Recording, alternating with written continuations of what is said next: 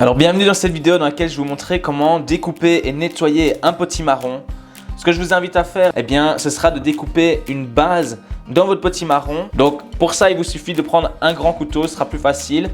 Et de couper une tranche de plus ou moins, vous voyez, on va aller toucher à cette hauteur-ci, donc plus ou moins un bon centimètre.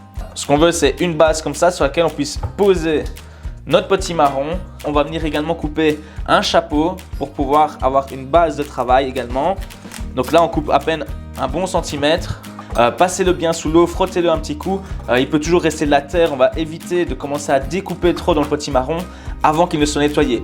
Donc pour retirer la peau, vous avez deux solutions. Soit on continue avec le grand couteau fin. Personnellement, moi c'est ce que je privilégie tout simplement parce que le potimarron a une peau vraiment assez solide. Soit vous allez avec l'éplucheur, l'économe, et vous allez commencer à l'éplucher. Le problème, c'est que vous verrez assez rapidement que c'est pas facile parce que la peau, comme je viens de le dire, elle est très solide. Moi personnellement, je vais rester sur mes habitudes. Je vais y aller plutôt avec mon trancheur. Et je viens tout simplement couper des tranches comme ça. Lorsque vous découpez, mettez toujours bien vos mains dans l'autre sens de là où le couteau peut couper. Donc ici, il va couper dans ce sens-là, donc je mets forcément ma main de l'autre côté. Comme ça, si mon couteau d'un seul coup, il dérape, ici, il ne peut pas toucher ma main, je ne peux pas me couper.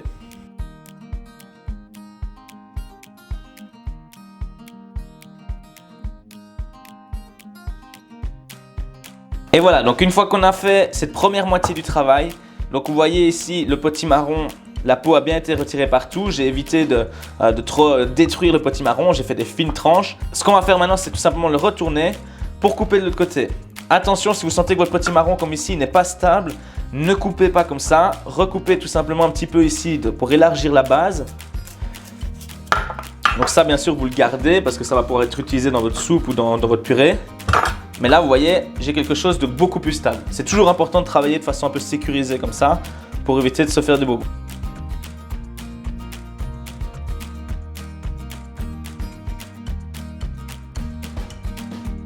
Et voilà, donc ici le potimarron est nettoyé, c'est-à-dire qu'il n'y a plus de peau à l'extérieur.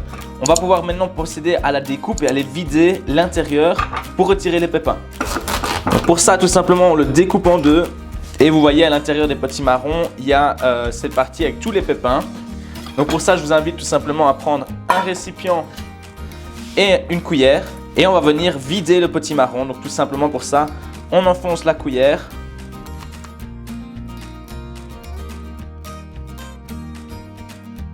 On va creuser avec la cuillère derrière. Et vous voyez, il y a tous les pépins. On vient vraiment tout retirer. Partout où on sent que ça accroche, on vient couper avec la cuillère. Et on retire tous les pépins. On vient bien gratter comme ça ensuite pour choper tous les pépins un peu plus récalcitrants. Et voilà, moi ici les pépins je vais les jeter. Dites-moi dans les commentaires si vous en faites quelque chose. Et voilà, on a vraiment notre potimarron ici qui est entièrement nettoyé, l'intérieur comme l'extérieur. Donc maintenant vous allez procéder tout simplement à la découpe du potimarron. Si c'est comme pour la majorité des personnes qui veulent tout simplement faire une soupe ou une purée de potimarron, à ce moment-là, vous faites une découpe, on va dire grossière. Donc on va couper des gros morceaux. On va juste essayer de faire en sorte qu'ils aient plus ou moins la même taille. Comme ça, lorsque vous allez les cuire dans votre casserole, ils vont cuire plus ou moins à la même vitesse.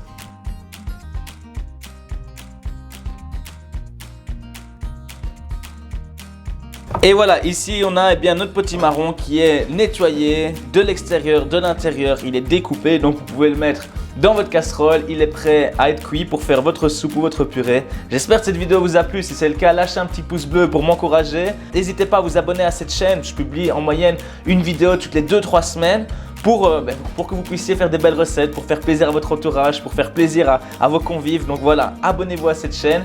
Et puis je vous dis à très vite. C'était Daniel Homme Chef. Ciao!